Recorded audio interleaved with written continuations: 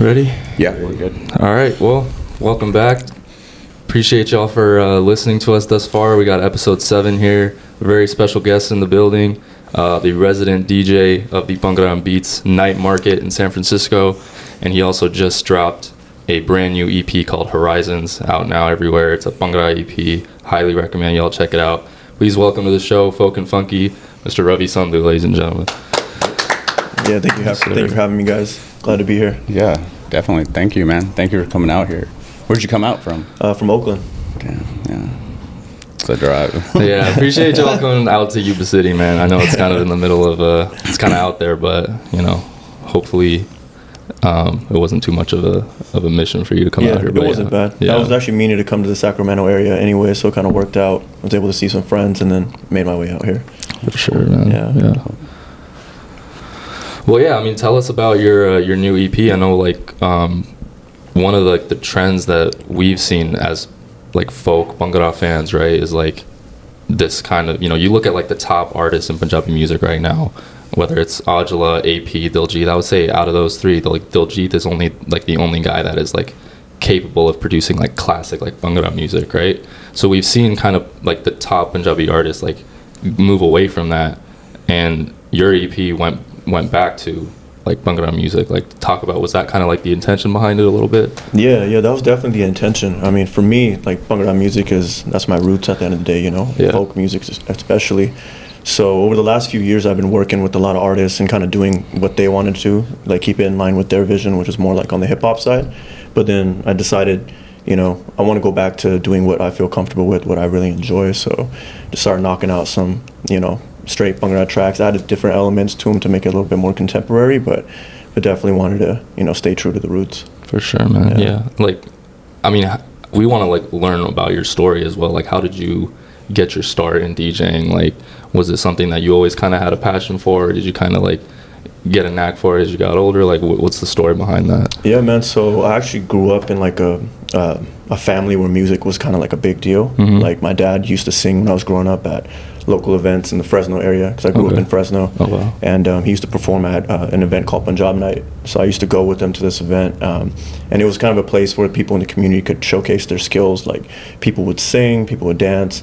La Singh Party used to bring us Bhangra teams there too, so my dad became acquainted with him. Then eventually I started learning Dhillon from Ustadji as well. But as far as DJing goes, so two of my cousins, they started their own DJ roadshow when I was growing up, DJ Wicked, and then my cousin Sunny, DJ Sick With It. And I used to just go with them to different gigs. It was like an excuse to get out of town and help them set up stuff, take stuff down. And then when I got to college, I started learning how to beat match, like on hip hop music. And I had a bunch of Bhangra CDs, so I started beat matching Punjabi music too. And when I would go with these guys to their gigs, they'd be like, yo, jump on for a little bit. And so I'd start spinning, and they'd be like, you know, where'd you learn how to do this? Like, this is hella dope, right? So it just kept going. And that's actually how I became acquainted with Amrin, because he used to be the Dhillon player that would play with Hat back then. And back then was one of the rawest, and still is one of the rawest Dolies out there, you know? So it was always fun just jamming with him. And then around that same time, I was learning Dhillon from La Singh Party, so I would play alongside Amr or alongside Raju as well. And it was just a great learning experience, you know, playing with two of the best, and it gave me an opportunity to practice and kind of improve my craft along the way too, you know. Yeah, for sure. Yeah, I mean that La Singh Party tree just like runs deep, man. I mean, we have, I think all three of you at one point, right? Simran, you had a lesson from Ustadji as well, right? From So everybody here except for me, because I'm the youngest, has had some sort of interaction. Yeah, of course. Yeah, he stamped his name everywhere, basically. A lot of guys. Yeah. He's a legend in his own right. Sukhshane learned from him. That's influence on everybody who produces folk music. Right? So. Yeah, I'm in here as well. Yeah, I'm in here. Yeah, that's a big one. It was I have a video. I mean, still processing it because we're pulling it from like a VHS tape, but it's a video with I'm in here playing Dhillon for Safri. That's like I think that was like right before he dropped like Ground Shaker. You know, so like no one knew who Amrin here was, and he's like Dolly, and then, you know, becomes a producer. That's kind of basically like you were a Dolly, and then now you're like producing music and you're a DJ, right? Yeah, so I actually started off as a DJ first, okay. And then I started learning Dhillon a little bit after, not too far along after, but Then eventually got into music production. You know, in between that was like making mashups and remixes, and then eventually just went all into production. Okay, yeah. So you took the opposite route, because Amrin, right, you started out as a doli, and then you went into DJing, right? Yeah. So I mean, but all the roots are the same, you know what I mean? Yeah.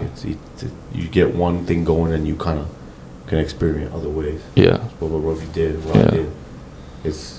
It helps learning one thing, and then you can open the doors for so many things. But that's life, right? Yeah, no, for one sure. trait, one talent or one skill, and then it equals so many more. Yeah. You know what I mean? Yeah. Yeah, that's dope. Yeah, I was living in India when I heard your album Back to Bhangra. Oh, really? Yeah, or was it? Yeah. Yeah. Back to Bhangra. Yeah, and I was I mean, I had no idea. You know, I'm living out in India, just finding whatever finds that you find, and you had like straight folk album with like Surinder Shinda on there too, and That's it's right. like that whole album goes hard. Yeah, thank you, man. I appreciate that. Yeah, that was like 10 years ago now. Yeah, 2014. Yeah. Yeah. Time flies.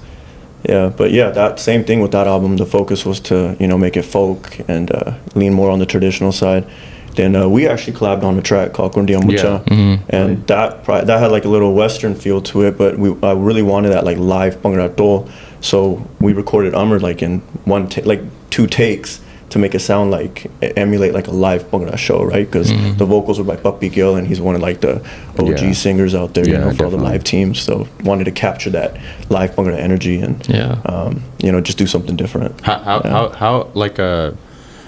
How did you get like Puppy Gill and like Surinder Shinda like on your album? Like how does that even work? Me and Amrin are not like we're just fans. We don't know how that process works. Like how do you do you gotta like reach out or like there's different ways. I mean back then I would just reach out to them directly like on Facebook or something, or find their email. And there also used to be resources back then, like websites where you could buy vocals. So for a few of the songs I purchased them through one of the websites. But for Shinda, like I reached out to him directly. Same thing with Puppy Gill, and I've worked with Puppy on a few other songs since that time as well. And he's actually written 3 of the songs on this album, Horizons, and he sang on one of them as well. So I've been fortunate to have like a good relationship with him over the years. That's dope. Yeah. Puppy Gill, I feel like he always gets I feel like a lot of like people at Cali, he'll be on like someone's album. There'll be a song out here. I don't know if that's just like a Cali thing or. You have access to him, I guess I think Rav-E could probably relate. He's been producing longer than me, but like I feel it's really hard to get your leg in with an established like current singer, and he'll probably tell you it's the same thing. It's so hard, it's so hard. Like say like I mean Rav-E's been producing longer than me, and I'm not near where I want to be, and I'm not sure where you want to be as far as like a producer, but like let's just take someone like Icky, like for example, right? He came in the game after Rav-E did, right? But he's got access to everybody now. Yeah. You know what I mean? And not saying he doesn't deserve it, but there is like a little level of like, okay, how do we go to the next place? Yeah. Right? It's hard. And I mean, I'm not in a rat race with anybody. I'm sure you're probably not either, but I'm just saying there's like a huge curve there to get like Puppy Gill. Why he's accessible. We have his WhatsApp now, right? We can tell him, we need a song. He'll cook us up something tomorrow, and we have writers that are not known but want to get their name out there that we can like tell them, Paji Sanu Gana Chaida, and then like in 2 hours they'll throw us back some badass lyrics. But then you gotta find a singer who's gonna match it. So we have access to Puppy, right? But we don't have access to like people who are today are gonna say are relevant. Right? Not taking away anything from Puppy, but just say like people will come to me and be like, why don't you do a song with Jazzy? Well, that's not up to me. You know what I mean? Like, he's my homie, but he's gonna look at what I've done, and if it's not to his caliber, he's gonna be like, real talk, bro, it's not there yet. Or he's gonna say, no, I mean, there's so many other guys he can pretty much do a fucking track with anybody. Yeah. There's so many other basically guys. You gotta give him a reason to say, we're gonna give our vocals to you. And that's probably a challenge you're having too. I'm just assuming. I mean. Yeah. So actually, back in the day, I used to reach out to a lot more singers. Like 8 to 10 years ago, and eventually I realized, the big time singers, they're gonna come to you if you have a sound that they want. and they might come to you, you know, for 1 or 2 songs, or they might come to you for an album, like whatever it may be. But you have to cultivate that sound. Like if you look at like Diljit, he went to True School to make Back to Basics, right? True School didn't reach out to him. He went to True School because he knew he had the sound he wanted, and he's like, you know, this guy's going to give me the product I'm looking for. So rather than reaching out to all these big time singers, my personal philosophy is cultivate your sound, perfect what you want to do, and it has to resonate with you, right? That's the main thing. And if it aligns with what a singer wants to do, they'll reach out to you. But Amrin made a good point that, yeah, Papi Gil, he's very accessible. There's a number of singers in the industry who are accessible, and they're talented too. So, you know, you can utilize them to cultivate your sound along the way as well. So Yeah. I think Amr, you would probably agree with that philosophy too. Like you want to make music as a producer that speaks to you, right? Like you're not going to try to tailor your sound to a specific artist in the hopes that like, oh, maybe this person will mess with it. You got, especially today, 2024, like we could release our own EPs or tracks. Like Rav-E just released his, and it's really good, and it's gonna go out and it's gonna do what it's gonna do.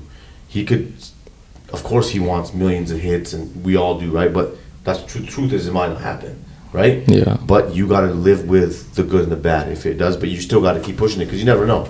You know, it might take Rav-E 15 years. It might take me 10 or 20, but it took Icky like 2. Yeah. Right? But this, you know, we didn't grow up in a top DJ top family like maybe he did. You know, where he got to learn raws, sound. You know, that's all a huge learning curve for any producer, right? Yeah. So like it's there's a lot of challenges that people think it's easy. It's so hard. People will say, "Hey, you take a sample of this song. Like, let's take Pass Out, right? The song. I think we talked about this. Like that we were talking about. Like, you take a sample of and then even if you take a sample, people say you jack that be okay.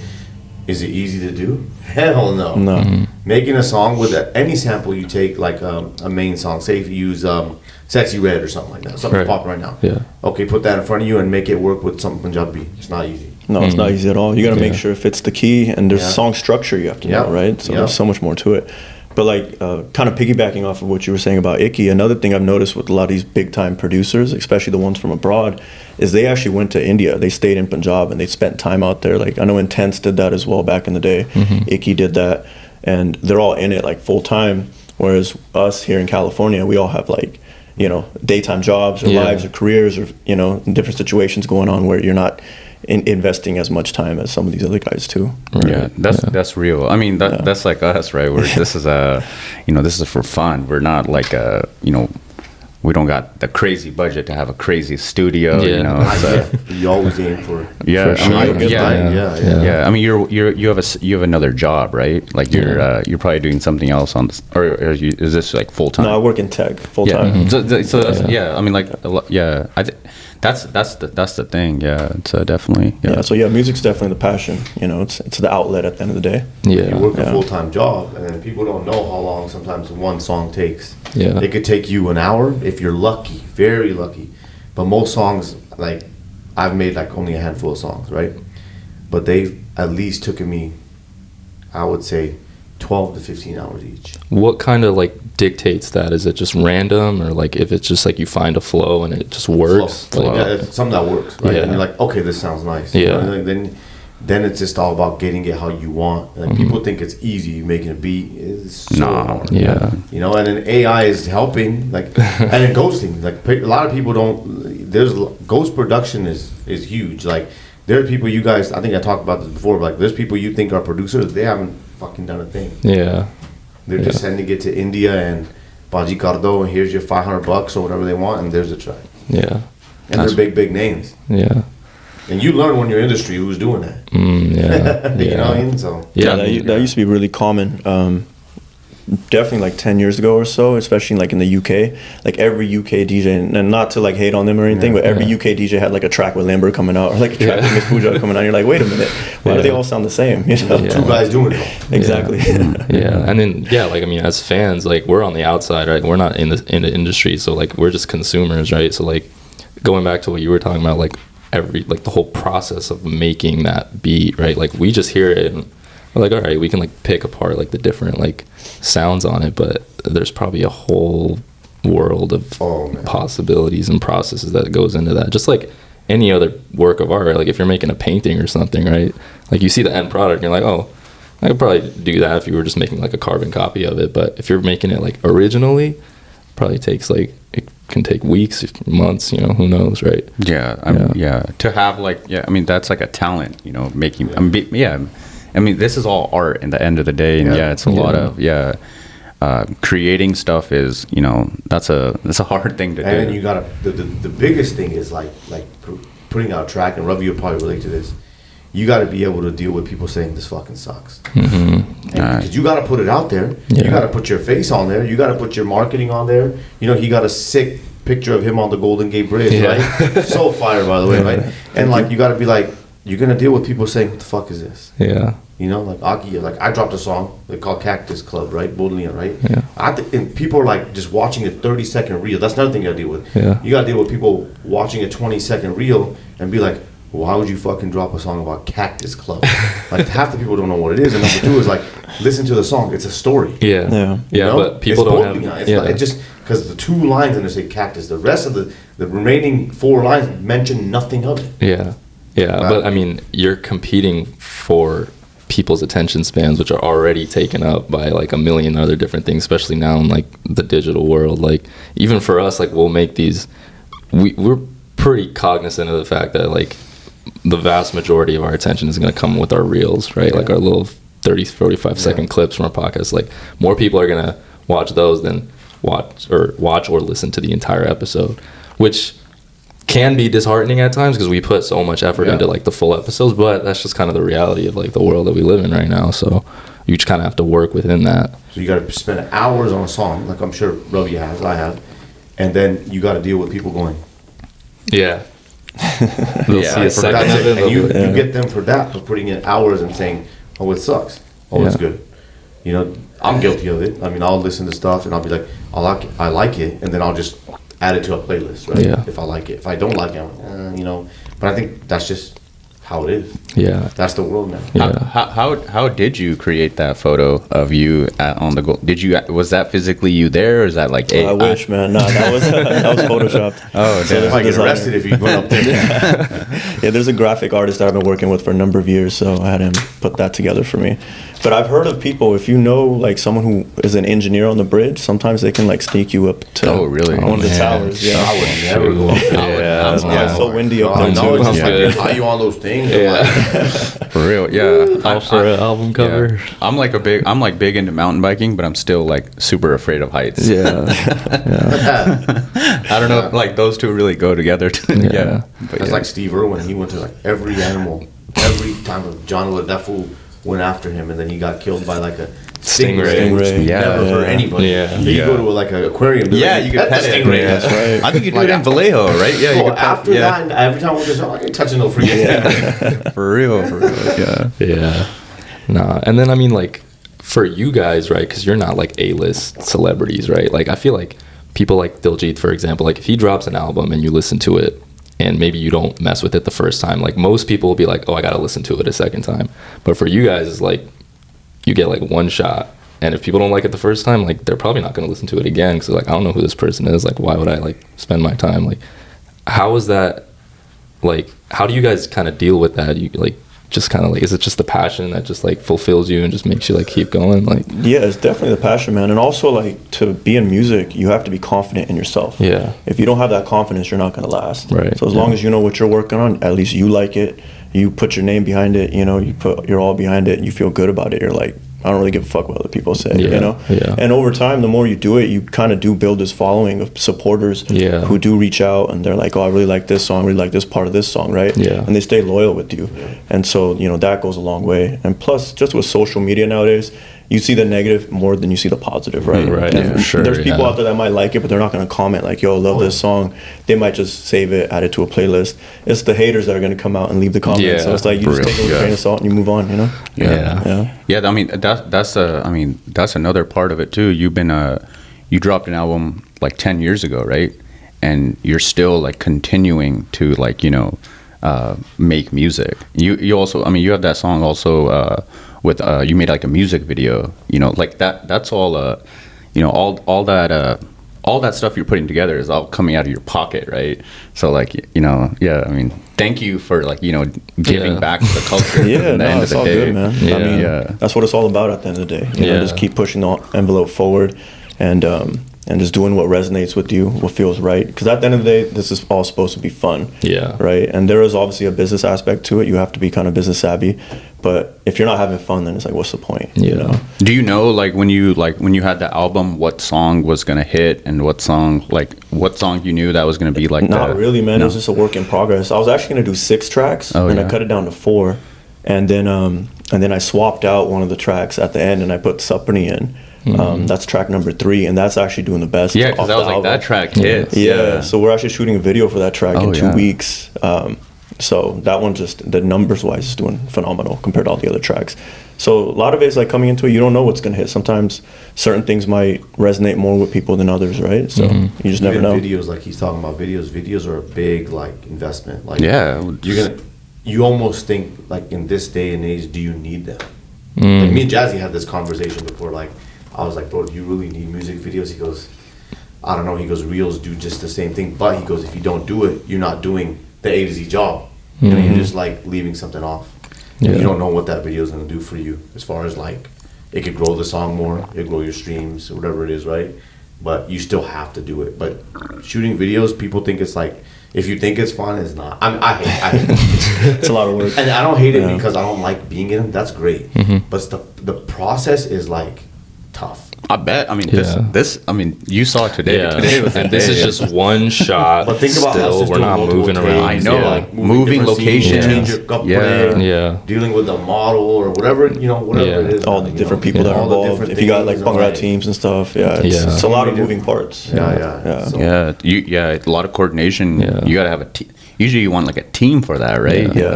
Yeah. That's like I mean, I think that's also like another thing too. Some of these artists, they have like teams, right? Like they have like do you have like a team like that? Like a consistent like director maybe or somebody that Yeah, you work I'll with. go through like, phases. Like I'll work with certain people for like 2 or 3 projects, and then go to somebody else. You know, so it just varies. Depends on what you're trying to accomplish.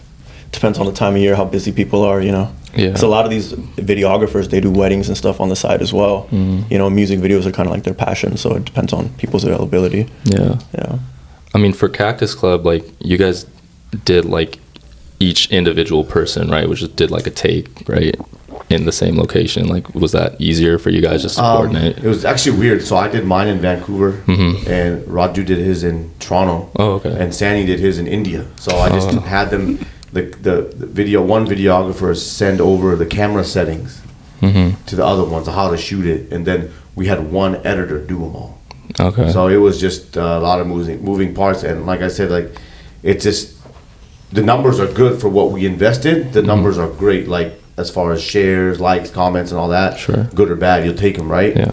But on a marketing side what you do with your insights or your numbers, right? And music video, we were like, how are we gonna do it? One guy's in India, one guy's in Toronto.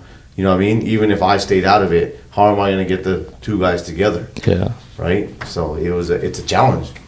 Like Puppy's always like made a video problem, right? And I'm like, I understand, I get it. He deserves it. But it's like it's gonna be a different whole vibe compared to if he was next to us. Yeah. Right? Then we could tell him like, put this on and like a prepo or like do this action, and you don't have that. It's gonna be a whole different spectrum. Yeah. You recorded a video, right, with Puppy? Or that's No, not with Buppy actually. But like he's like singing on the track. And he you're- sang it, but we had someone else emulate the vocal portion of it. okay, Yeah, so okay. Buppy wasn't actually in the video. Yeah. That's a thing. That's a thing you see a lot. Like they do it. I mean, I feel like they do it to females a lot. It's Yeah, messed I was up. just about to say. I mean, like girl I age. mean, Yeah, or like, I was literally just about to bring that up. Yeah. Like, Don't- Sukhshane gets heat because he'll have Gurlez in his songs featured, right? And then the music video, it'll just be like a model, and I'll hear like, especially like women that I know, be like, why isn't he like, like he should be like holding her up, like she should be included in the video so she can get that exposure, right? But I feel like it's probably not that simple. Like it's probably a lot of coordination. and That stuff. coordination part. Because she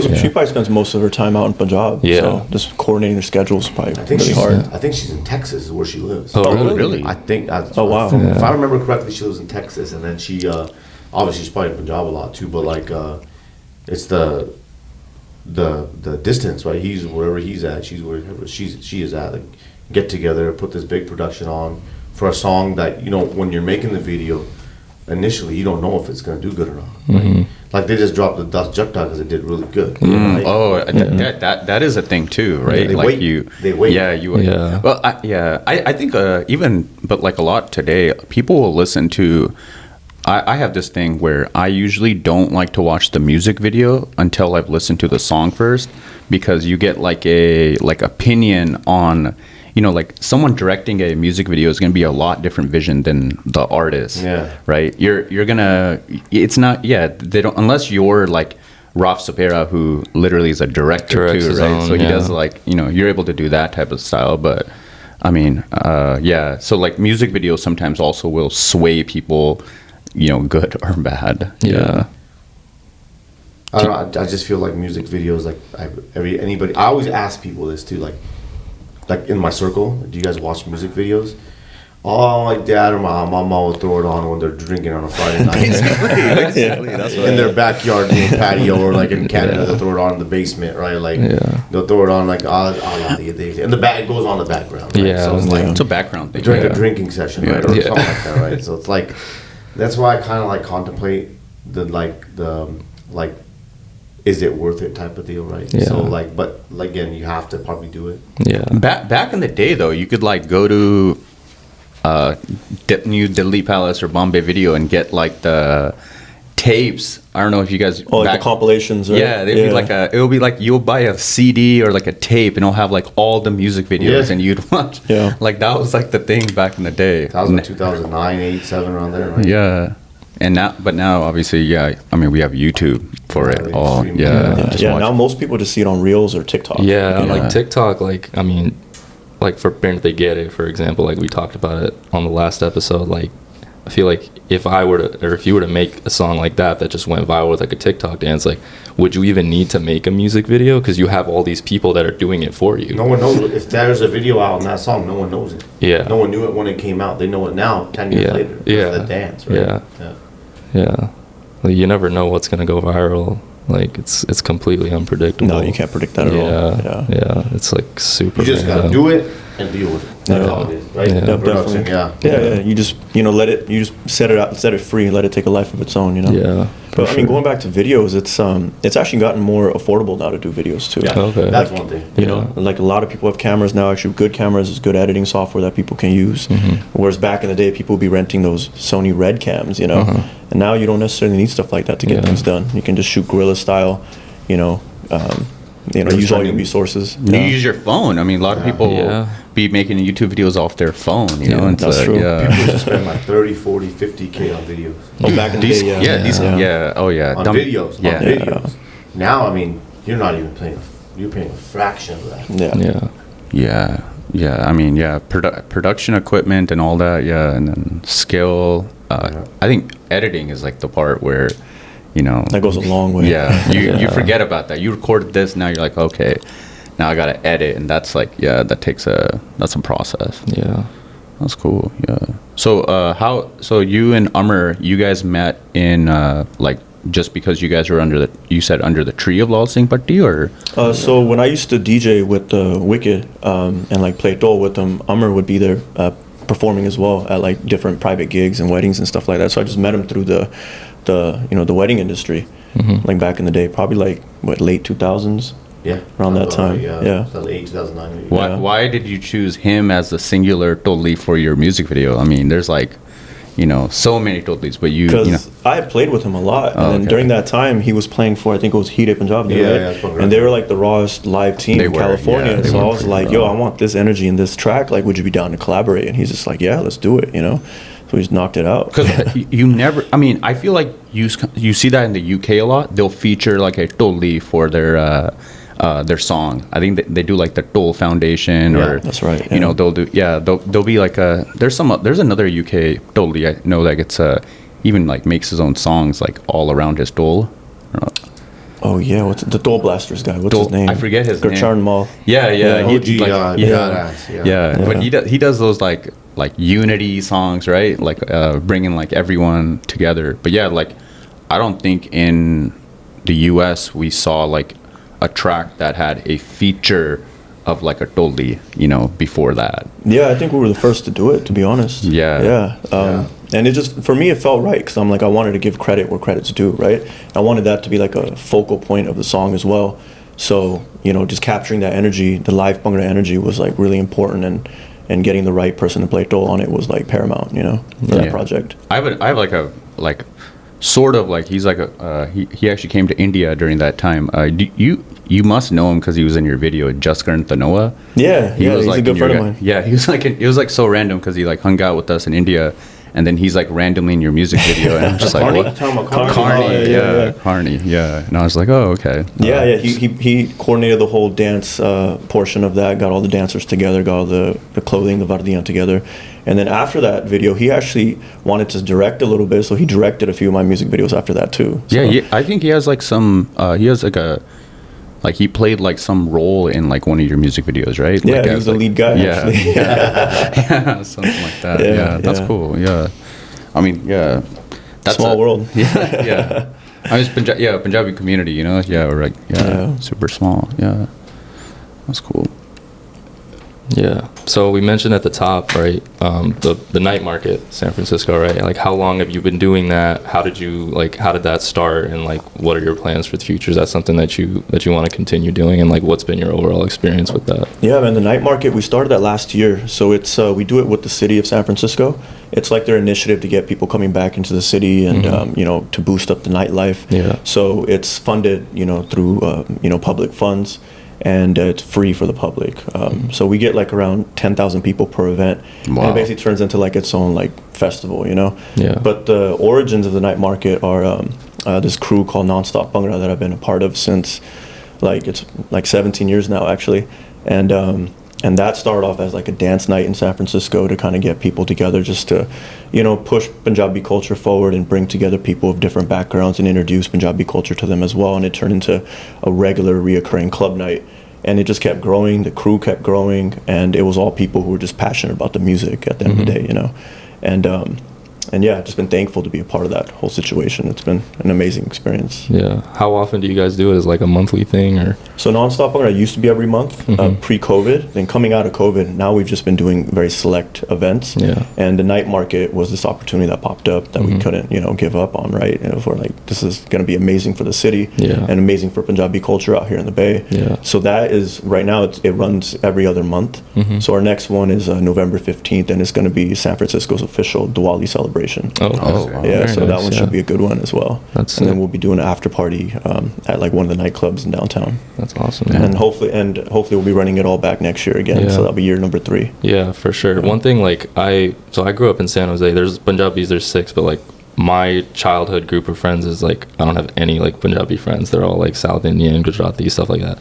And like I know a couple of my friends have gone there, and they've told me like, this is sick. Like the vibe is crazy, the energy is crazy. And I know like SF recently has been getting a lot of heat, man, because like, you know, whatever, the city's a little messy right now. We don't want to get too deep into that, but it's definitely cool that like there is a spot that people can go to, and like even like my parents have been, and they've been like, yeah, it's like really? Yeah, it's like they rave about it. So it's like a cool place for like people of all ages, cultures to like come together and just like experience that vibe. Like it's cool what you guys are doing, man. Super that energy's been there with Nonstop Bhangra since day one. Because most of the people, so we get like 2 crowds.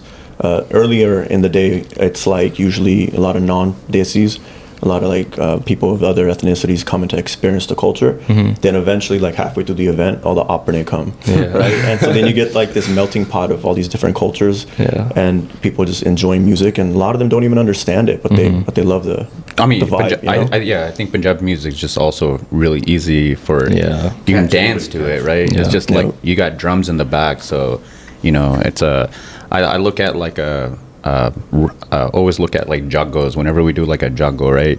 The whole element of it, like you ever do like an outdoor jaggo with like, you actually have the jaggo with like fire, and then you have like, you hear the tols in the back. It's super tribal.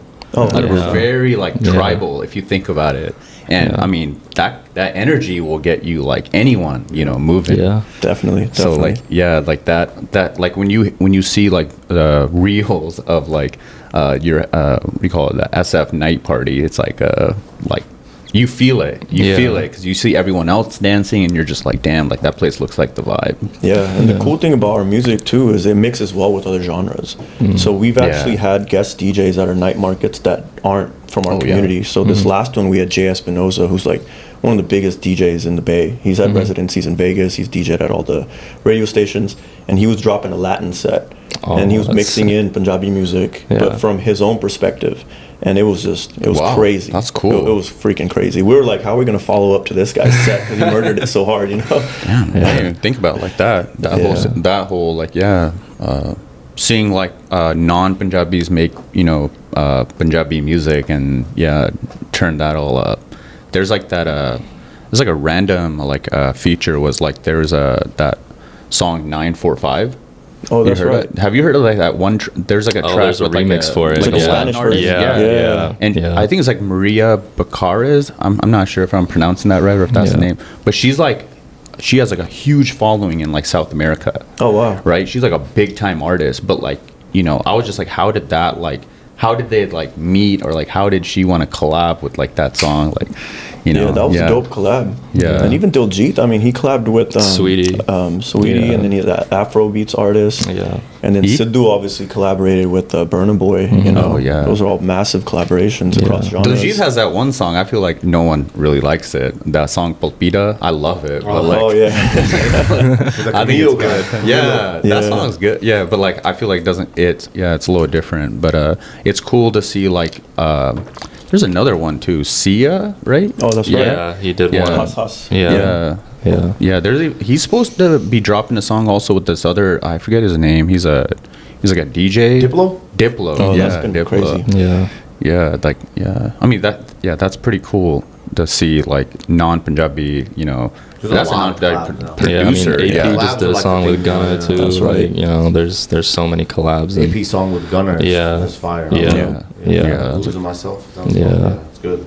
Yeah, I mean, just to see more of that, like non-Punjabi people make, Punjabi music would be sick. Yeah. Yeah, now a lot of like American and Canadian record labels are investing into these artists. So like yeah. AP and Icky and all these guys, Intense, they're all signed to like major labels now. Yeah, Even Diljit. Johnny Nothing and them, they got signed Yeah, to they like got Warner signed. Music That's too right. in Canada. So yeah, I mean, Yeah, that's the same label though. Icky's part of, right? Or I'm no? not sure. I'm not I sure. don't know, Oh, yeah. okay. I'm not sure. Yeah, I was just saying. Yeah, but definitely like labels are definitely like investing more into like They're Punjabi like stream music. numbers. They're Yeah. gonna go, typical corporate. Go to where the Yeah. stream Where the numbers no, are. where the no. I mean, yeah, Punjabi music. I mean, you go on like YouTube just looking at views. I mean, what is it? T Series is like, runs YouTube, right? Yeah. So Punjabi music is like I don't know how much I trust those Some of numbers. those might be fake. I've heard about that. Yeah. That used to be a problem in the industry. Like bots and stuff. All the fake like, views. Yeah, I remember fake like accounts. recently I was watching Raf's Dola video when he dropped it, and I was just looking at I'm looking at the views, and I was like, oh, that's a natural number. And I'm like, the next day or a couple days later, I looked at it again. It was still a natural number. And I was like, I appreciate that, man. Like, the guy he didn't farm out any of his views. Yeah. Like there's like and view farms in India, and like there's a bunch of people where they have some kind of crazy system. Probably where they do, just- yeah. You can buy them. Like when I drop like a song, usually I'll get tons of messages on IG and be like, promotion Kania? Like, what is that? And then like they're like, oh yeah, for like $100 we'll give you 1 million views or something like that. I'm like, oh, that's what a lot of the stuff's happening. Because sometimes you look at the numbers, like a song drops, and then you look at the views like 4 hours later, you're like, dude, there's no way that doesn't happen. Yeah. There's no way. Like in an hour, there's like 1 million views or like 900. But if you're like someone like Diljit or Karan Aujla, that's totally possible, no? I don't know, man. I'm not the most educated on this stuff, but like with the limited education I have, a lot of it seems kind of. Yeah. Yeah. They It's call it definitely- promotion. Yeah. Promotion कर लो what is that सारे करते हैं बच्चे comment हो गए बच्चे like हो गए बच्चे share हो गए सारा कुछ है I'm like nah, that's not me. I'll go with the low numbers, but that's why I salute Raf, because like what I looked at, I could tell he didn't buy anything. Yeah. It was just all real, and I appreciate real, Yeah. rather than people saying I crossed 900K views or something like that. Yeah, even if you get fake views, it's not going to give you real fans. You know, Yeah, like 100%. there's all these songs that would get like crazy million views, and you would never even hear You don't about know it. anything about You it. know, Yeah. you would never hear at any parties or nothing. So you're like, was this song really even that great? You know? DJ doesn't play your song. Well, I take that back. If your song's not getting played in the car or with a DJ, it's not getting a lot of views. Yeah. That's factual. In Punjabi music, I can't speak for other genres, but in Punjabis, we've all heard the same songs, and that's what we're listening to. And me or you might have like one or two songs that are outside that realm, but mostly everything's in that same circle. We've heard it all. Mm-hmm. Yeah, no, yeah, that's a good point. That's the whole thing. Even like with this podcast, we don't have ton of followers, but we have engagement, right? Yeah. And that is the number one priority, right? Yeah. Like we got you to come out here. You know, I don't know what we got, like 130 followers or something, like that, right? yeah. But I mean, we appreciate. I mean, like getting engagement. That's the number one thing we want. You know, we're fans. We want to like find out, learn more about Punjabi culture, the artists that, you know, make it. And I mean, the whole reason why we started, or not the whole reason, but one of the biggest reasons was we wanted to support artists that are more like underground, like people like you and people like Amrin, and like people that maybe don't get the love that we feel that they deserve, because it's such a competitive market.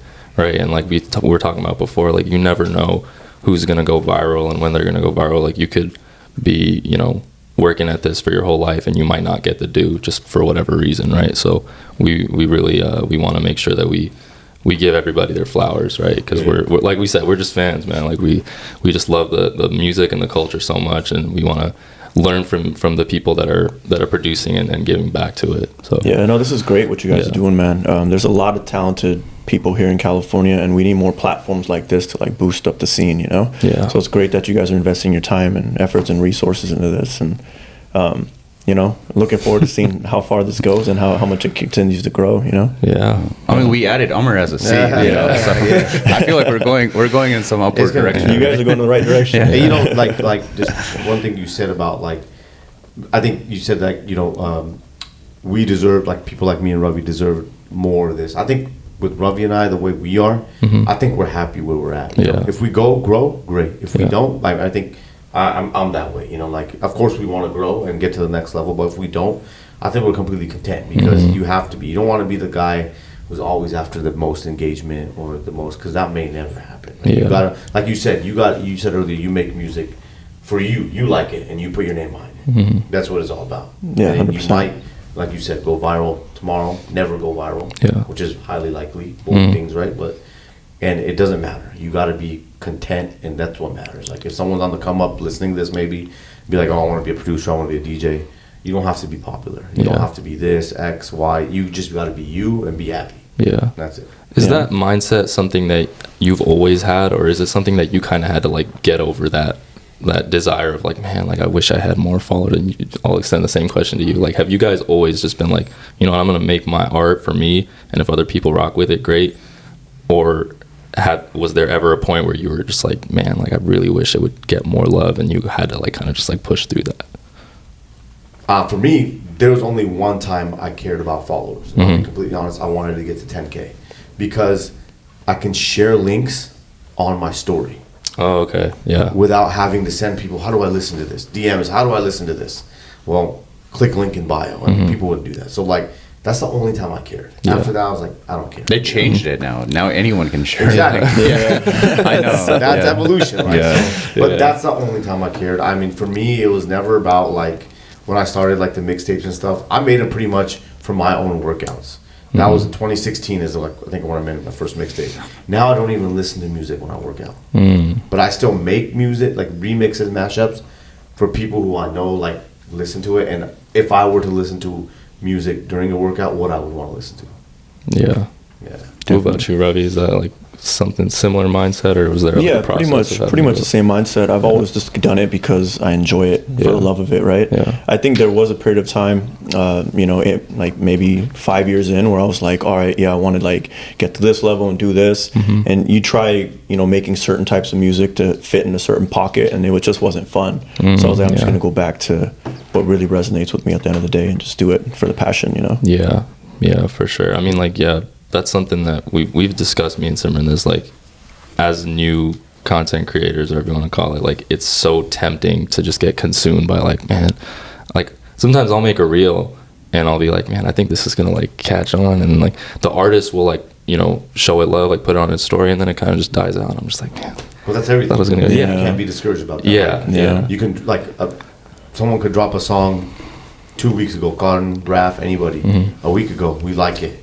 The next week, someone else drops something. Mo Gun Jazzy drops something. That this week we're on that hype. Yeah. And we've kind of forgotten about that. Yeah. And they know that. Yeah. That's just the world how it is now. Yeah. Now it's like consistency is key. Yeah, for sure. Like you could keep putting out quality stuff, but if you only put out like once a year, every few months, people are gonna forget real fast. So consistency is where it's at. That's why I think like Chani and Moga, for example, are doing so great because they've been crazy consistent for the last like what 3-4 years. I just can't keep up Yeah, with we it. just mentioned it on the last episode. It's hard to keep up with them. Yeah. I'll hear one of the tracks and I'm like, dude, when did this drop? And then Right. someone Sunny would be like, oh, it dropped like 3 weeks ago. And shit, I didn't hear it. Yeah, I mean, they dropped that recent track with Jazzy B too. That's gonna be a different track. Yeah. Right? You got Yeah. one of the goats on there, right? Yeah. Yeah, that was pretty cool. Dope track. I love it. Awesome. Yeah. I loved how they sampled Googie on the Jorda in there. Yeah. Oh yeah. Yeah. Yeah. That's cool. Yeah. How so like you see it in Punjabi music. I think even like with like Sidhu, they were like sampling like Tupac. Like I know like some if you go to like whosample.com, you'll see like, you know, I don't know if they got like they actually got permission with Who Sampled. I don't know if that's legit. In or our not. community, probably not. Right? It's like once you reach a certain level and the record label start taking note that, oh, these guys are sampling our work and they're doing some numbers, that's probably when they'll have to like get a certain type of license, right? Or give them like a certain cut out of it. But for the most part, if they don't hear about it, you're pretty much so safe. many people sample songs that went viral now that I think compared to 10, 15 years ago when like something got sampled that was going to get caught, now it's everybody sampling. Yeah. But even now, like a lot of software is getting really good at picking up on that. Like SoundCloud will pick up on that. Even YouTube now. YouTube will pick it up. It will tell you like, oh, this clip of this song is Yeah, it's here, copyright. right? Yeah. It'll do that. It did. I loaded like some Midla video up, and it like pulled like they had like the tape had like a B-21 song, and it, you know, showed the copyright instantly. And I was like, yeah, that's wild. Yeah. That's great. You also work. I know that's your family, DJ GT, right? Yeah. He's also like on the yeah, he's one of the residents Oh, at Nonstop Bhangra and Bhangra Beats Night Market with us. Yeah, so it's myself, GT, and then Nix, who's a Bull Punjab there. So it's the three of us. We just rotate our sets throughout the nights. And you guys used to, I know, I don't know if you guys still do that. You guys used to like have like a nonstop, or maybe that's just Nonstop Bhangra. You guys had like that at like a I don't know, like was it like a church or something? Or It's it's like this. It used to be a church way back in the day. Now it's like a big event space, and so we had an opportunity to host some events there. And it's an amazing venue. It's you guys massive. but you guys used to like throw like events, like basically like a party at at a spot, right? Yeah, exactly. Yeah. And you guys, and now is that like still a thing, or because of like the night market, We've been more focused on the night market now. That's taking up most of our time because our team actually plans the whole event, not just the music portion. Oh, there's okay. like food and vendors, and there's another stage, and you got to work with the city on permitting and all this stuff. So it takes a lot of work. is night market specifically only Punjabi music, or is it? So it's mainly Punjabi music, but we'll get some guest DJs that'll come in and like maybe mix in a little bit of Latin or hip hop.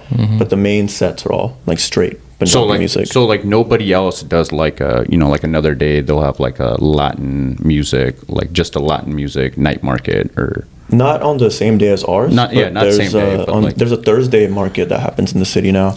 Then like Chinatown has their own market. There's a few other neighborhoods that do it, but they're not as big as ours. I mean, ours gets that crazy like festival type energy, you know? yeah, definitely, yeah. Yeah, so Punjabi super music. thankful It's for Punjabi that. music at the end of the day. Yeah. Yeah, that's cool. That's dope. Do you guys have like so you guys have DJs? Do you guys have like a dolly too, or like somebody that like just that you guys rotate amongst Yeah, so them we too? have two dole players as well, Gulshan and Ashi. Okay, And yeah. so they play at every event.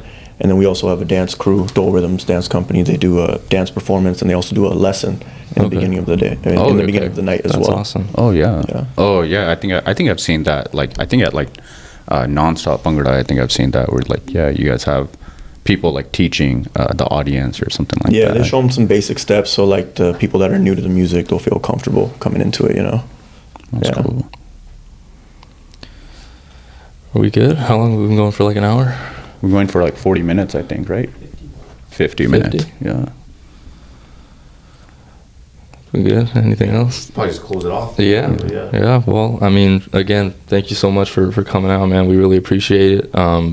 Definitely, like, full support, everything that you're doing, with, like, making the culture proud. The EP was fire, and the night market is the same. Like, it's super sick to see you at the center of this movement that's, like, bringing people together, especially in the Bay Area, right? Because that's, like, Northern California. This is our home, right? So it's super cool to see that scene that you created, man. So, again, really appreciate your time. Yeah, thank you guys for listening. We'll be back hopefully with another guest soon enough. But yeah. We never do this, but I mean, this is gonna be a YouTube video. But also, please like and subscribe. We've been told to do that now. Yeah. So yeah, appreciate the support, everybody. All right. Thank you. Peace out. Thank you. Peace.